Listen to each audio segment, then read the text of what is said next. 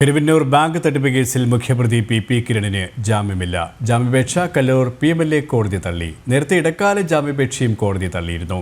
PR അരവിന്ദാക്ഷനും CK ജിൽസിനും ഹൈക്കോടതി ജാമ്യം നൽകിയത് ചൂണ്ടിക്കാട്ടിയായിരുന്നു ജാമ്യാപേക്ഷ. 2023 ജനുവരിയിൽ നൽകിയ ജാമ്യാപേക്ഷ പ്രതിഭാഗം തന്നെ നീട്ടിക്കൊണ്ടുപോവുകയായിരുന്നു. ഇതിനിടെ ആരോഗ്യ പ്രശ്നങ്ങൾ ചൂണ്ടിക്കാട്ടിയുള്ള ഇടക്കാല ജാമ്യാപേക്ഷ കല്ലൂർ PMLA കോടതി കഴിഞ്ഞ സെപ്റ്റംബറിൽ തള്ളിയിരുന്നു. ബിനാമി പേരുകളിൽ 24 കോടി രൂപയുടെ വായ്പാ തട്ടിപ്പാണ് കിരൺ നടത്തിയത്. ഇതിൽ 14 കോടി തട്ടിപ്പിന്റെ ആസൂത്രകൻ P സതീഷ് കുമാറിന് കൈമാറുകയായിരുന്നു. ഷെൽ കമ്പനികൾ ഉണ്ടാക്കിയായിരുന്നു തട്ടിപ്പിന് മറപിടിച്ചത്. 23 വയസ്സിലായിരുന്നു ആദ്യ ലോൺ എടുത്തത്. 40 ബിനാമി പേരുകളിൽ ലോൺ എടുത്ത കിരണിന്റെ അക്കൗണ്ടിലേക്കായിരുന്നു എല്ലാ പണവും എത്തിയത്. എന്നാൽ ബാങ്കിനെ വഞ്ചിച്ചുള്ള പണം ഷെൽ കമ്പനികളിലും ബിനാമി പേരുകളിലുമായിരുന്നു നിക്ഷേപിച്ചിരുന്നത്.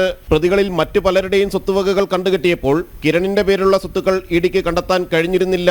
കേസിൽ റിമാൻഡിലായിരുന്ന PR അരവിന്ദാക്ഷനും CK ജിൽസിനും ഹൈക്കോടതിയിൽ നിന്ന് ജാമ്യം ലഭിച്ചതോടെയാണ് നേരത്തെ നൽകിയ ജാമ്യാപേക്ഷ വീണ്ടും പ്രതിഭാഗം കൈമാറിയത്. ജാമ്യാപേക്ഷയെ ED ശക്തമായി എതിർത്തു. നേരത്തെ P സതീഷ് കുമാറിന്റെ ജാമ്യാപേക്ഷ തള്ളിയ ഉത്തരവിൽ കിരണിനെതിരെയും പരാമർശങ്ങൾ ഉണ്ടെന്ന് ED ചൂണ്ടിക്കാട്ടി. ഒന്നാം ഘട്ട കുറ്റപത്രത്തിൽ ആകെയുള്ള 55 പ്രതികളിൽ P സതീഷ് കുമാറും PP കിരണുമാണ് റിമാൻഡിൽ തുടരുന്നത്.